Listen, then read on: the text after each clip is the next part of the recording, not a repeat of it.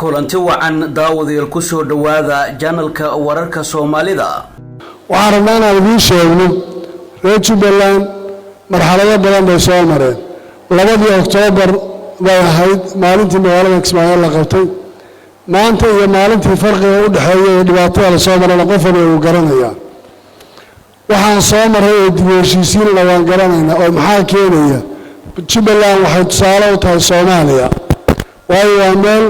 mujtamaca Soomaaliyeed kulligeed uu degan yahay khilaafka Soomaaliya raadiyana aan oran karno meelaha asaaska u yahay ka mid tahay. taasaa waxay keentay inaan raadino heshiisiin dib u heshiisiin isku xidhid isku keenis ayna tahay waxa asaaska oo Jubbaland dhismaheeda oo aad garanaysaan markii ay dhacday doorashadii midaan ka horeysay xataa intii culays aan la kulannay iyo wixii aan kala soo maray siday ahayd. sidaa daraadeed maanta reer Jubbaland waa mid waxaan diyaar u nahay cid kasta oo wax tabanaysa oo wax sheeganaysa inaan la hadalno la fariisano la xaajoono qancino in fikirka lagu kala duwan yahay dhibaato maaha laakiin waxyaalaha qaarkood maaha wax laga gorgortagi karo ama ay cid kale samayn karaysa maaha. maanta doorashaa dhacday Jubbaland doorashadaas way dhacday maaha wax laga wada hadlayo shacabka reer Jubbaland iyaga doorashada samaystay samaystay doona u dhacday.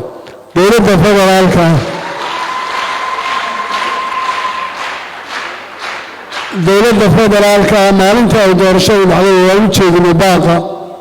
aan u jeedinaynay oo aan doonaynay inaan dowladda federaalka iyo Jubbaland ay ka wada hadlaan waxyaalaha la isku hayo laga wada shaqeeyo waxa danta guuda laga wada shaqeeyo isku aragti laga naqdo Soomaaliya marxaladda ku jirto si loo gudbinayo ma noqon karaysa dowladnimada Soomaaliya fikir qol ku urursan oo qof uu leeyahay aniga aydi oo wax dadka ka dhaxeeya shakhsi ma oran karo shakhsina ma keeni karayo. waxaan u baahanahay inaan ku wada hadalno ama ku heshiino ama ku wada socono waa dastuurka waddanka u yaala ama ku federaal ha noqdo ودولة معاه أنا كان استيد كان نقطة سواء يعيه وحدد كهذه كريه لكن تعبير أنا فكر قفليه هاي وحيلا لنا سنين كريه سواء يوانين المرحلة اللي سامرته بدأتوا يسوي جابي ما يشاء كسر بحوي بعدها كل الله سياد رادة وحاربين وشاونه دولة سوماليا إنا وذا الله وحل سوماليين بجاره وضدك وذا هذلان وwaxaa lagu gaari karaa horumar iyo midnimo iyo meesha aan u soconay hoggaan. maanta markaan ka soo qaadno shabaab 2 sano ka hor awoodooda lahaayeen maanta 3 goob ka laga laabantay maxaa keenaya in laga dagaalo waxaa looga doorbiday dhaqaalihii iyo ciidankii iyo wixii la soo ilaa kulligood in waddanka dib loogu celiyo lagu burburiyo. dowladnimada Soomaaliya waxaan isleeyahay way marin habaabsan tahay مسؤولية ما تشتغل عليها دب هم نقدر حسابتنا أو فيرية أو شر ما شاء الله تمادين يساعد كنت مادين يودن كلش مري يمشي عتامة كوات تاندين فيرية أو حد قرطان ولا تشي ولا شقين اسمهم ولا لو أنت صحلو قوان كراي قفنا فكر إليه هاي الجارة وحيكم سمين كراي وحام أنت تشتغل شيء يشر أنفر يوم يأكل أفراد أو سوى كلام وصلاه بارتل شفورا لولا كي يبدأ بيا حمر لوقف طوال قرننا سنوها جلاي يماشى وكسب حلوكم وشان يتوانكي يودكم مرحلة وحل وامرية ما أنت وحاولك سوى لغت الشرب على لغت والليل وحاول يسوق يعني سفارة باش عالمك ديرة قولين يحنفر يا بنتلان يجبلان لولا كبقرايين وحلا هذا وادن Soomaaliyeed Soomaaliya mas'uul keenaya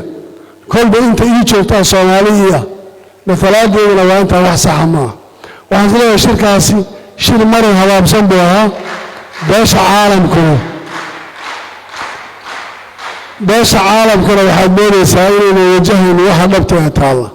in wax lagu sii kala fogeeyo macna ma samaynayso waxaan dawladda kala hadalay وباش عالم كلام شيء أريد الدين تعرف سكيل وقف البصوالي الدين يقول يا تاي arrinta la dagaalanka shabaabka horumarinta waddanka la gaadhayo waxaasoo dhan aan ka wada shaqayno waxaan dowladda ka wada hadallo wahay meesha laga hadli lahaa waxaa laga hadlayaa diyaaradaha ha la xidho dadka ha la go'doomiyo hooyada umusha adeeyadeeda ha loo diido garoonka waxaa soo maray qof kismaayo ka tagan xageed ka timi viisa loogu dhufanayo ama waxyaalaha loo baahan la weydiinayo ama waddan kale laga dhigayo waxa ay raadinayaan waxaanan mar raba qaadanin oo ah jubbaland inay tiraahdo si kale aan u tashanayna Soomaaliya xal baan ka weynaa maya midnimada Soomaaliya annaga u taagan annaga keenayna annaga ka shaqaynayna cidna lagama gabanayno insha Allah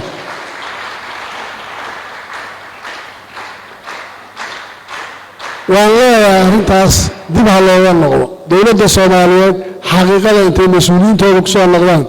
xaqiiqada ha fahmaan waddanku meeshuu ka yimid ha garteen meesha uu u socdana waa inay gartaan waxaan aad uga xumahay مسؤولين أنت لا يحن سفر كله وهاي ماشي عمتي كرتان بل شعب كله على قوتين يسكداي ما له يحن يسأل الشيخ شريف وكان الله لما كنا يلحق جرام كمركي أنفرين من محكمة مسؤول كها يسير الله فرا يسير يعني إلا إذا ما أنت جرام كي كسمعين ما يسوي كيو بحيث أو جرام كوالله حرية ويحن موسفة وحنصوب يقولوا إسماعيلية ولا ياشي سياسة وأحزابته أي سوي مادة المقدسة أي كل باقيان بدال قرار ولو وده كان لبداوية وأن كبر يا وليبا باقونا إلا حوتشيو إن صومالي الله يسكيانه إلا قبط الشريعين بدال قرار رسول الله أذن مني متهي بل كان الددك كان حيا إلى سويديان نوشو صعده وأرنتها يلها أي كفر سلام وواحد سود وين أمنية waxaad garan karaysaan maanta meesha uu marayo iyo xaaladdiisu meeshay taagan tahay waxaad garan karaysaan amnigii waddanka ee laga shaqeynayay iyo shabaab in lala dagaalamo waxaa laga doorbiday in la furfuro ciidamada in shabaab hubka loo geeyo in wax waliba gacanta uu ka baxo waxyaalaha qaarkood oo dhacaya wax saxa ma aha wax dowladnimo ma aha wax waddankaani uu ku sii socon karayo ma aha waddankaani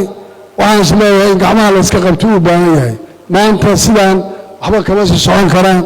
aan u soo noqonno dhowrkii maalmood ee isu dhaweysay inta qarax iyo inta dagaala dhacday waad garanaysaan in shacabka laga badbaadiyo dhibaayada oo waxa dhabta aanu ka hadalno intaan u soo jeesano amniga aan ka wada shaqaynayo la iska daayo waxa maanta laga shaqaynayo iyo waxa aan maanta ku tirsanayno arrinta federaalku 2015 markii la qowdacayo shirkii kan noociisa ah ee xamar uu ka dhacay waxaa wada fadhiyay dowladdii oo dhammaystiran oo baarlamaankeedii iyo madaxdii oo dhan leh maanta dowladda la rabay inay federaalka sii xoojiso waxay maraysaa aad aragtaan ra'yada qaarkood oo in la yidhaahdo konfederaal oo kale oo hadda sida dowladaha imaaraadka kaliya ay u dhisan yihiin inay dadkii Soomaaliyeed qaarkood ku fakarayaan nooca federaalku inuu sidaa noqdo Soomaaliduna waxay wax badan ka fakaraysay oo laga hadlayay in badan oo ka mid ah dadkii hore wararman federaalka dan loo hayne aan hal wadan oo sidii hore oo dowlad center oo sidaa aan ku soo noqono wax dad badan oo Soomaali ay ku fakarayaan baad laakiin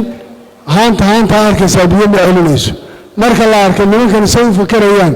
iyo aqliyada maanta cidda mas'uuliyadda ay ku jirta say tahay miyayna u muuqanayno dadku inay wax kala qalbigooda ku soo dhacaan oo dareen kala ay qaadaan way ku soo dhici karaan laakiin ma hadda kuma fakarayno kuwana soo dhacaysa waxaan rabnaa in dib loo noqdo oo dadka Soomaaliyeed maanta sida uu hoggaanku u socdaa si sax ah dib arrintaas looga fiirsado hadii la helo dhaqaalaha waddanka ka soo baxa haddaan la helin isla xisaabtan maanta dhaqaalaha waddanka keena been waa jirta beesha caalamku ay bixiso waxbarasho leh caafimaad leh tababaro iyo ciidamo leh waxaasoo dhan waxaan u malaynayaa anu markaan Jubbaland ka hadlay labadii sano u dambeysay dowladdan ay jirtay waxaan oran karaa waxaas idinka soo gaaray ma jiro haba yaraate wax kastoo Soomaali ka dhaxeeyay oo la bixiyo deeqaha oo soo gaaray dowladdaas ku ekaan mana soo dhaafo filla Soomaaliya ku egtahay waxa hadda ay uga sii dareen nawaatan markii loo doodo hawada Soomaaliya lagu soo celiyo ما أنت أنا قوتين تلوج يستعمل كيسان وأنا حق استيقظ يارب دونان وإليه إلى هو قيبت ولا كم عملان هدي لا إله وأنا من دونتا إن أنا دب ذهب الله واللي سويديه من اللي يأمين كرا هونا صوماليا يوحك سيونا صوماليا أولادها لمن كمان أنت مسؤولية دوّدن كهذا ما عارف كريه وحصله وحلي يأمين كرا لمن الله كرا كسر داران مايو وحان رواينا كسر وروريو جبلان شلنا ولا هذا يعني نبضان منه يسكين الصوماليات بكش قيدس ما أنتنا وحان ديارنا دولة الصوماليات يعد كستا وحنا توانا سئلنا ولا هذا اللي قاله عد كستا وريد جبلان التواصل كتشت وحان ربنا هرفا بيسانا والله حاجون ورسقان عنه جبلان مرنا كما ينانيسو إلى دادك الله تشتو النبضة كشقيسو aan midda isugu nimaadno oo taaha la helo rag walaalo wuxuu ku dhaanaa ma jiro wada tashi iscaafis wada hadal istixgelin israaligelin intaasaa dadka deeqi karaysee dowladda Soomaaliyeed madaxda waxaan u baaqaynaa mar labaad iyo mar saddexaad wada hadal baan diyaarinahay Jubbaland iyadaa xaq u leh dastuurkeeda iyadaa xaq u leh doorashadeeda iyadaa xaq u leh cidday dooratay inay hogaamiso iyadaa xaq u leh inay ka taliso masiirkeeda dowladda federaalkana xuquuqda ay leedahay marna inaanaan diidaynin dadka Soomaaliyeed way ogyihiin aan ku wada hadalno miiska wada hadalkaan isugu nimaadno innagoo Soomaaliya oo cid kale inuu dhex jirin oo cid kale loo yeelin hayna xakan hanoo marway dastuurku haddaan doorasho ka hadlayno inagoo aan ka wada hadalno 2020 haddaan ka wada hadlayno haddii siyaasad kale laga wada hadlo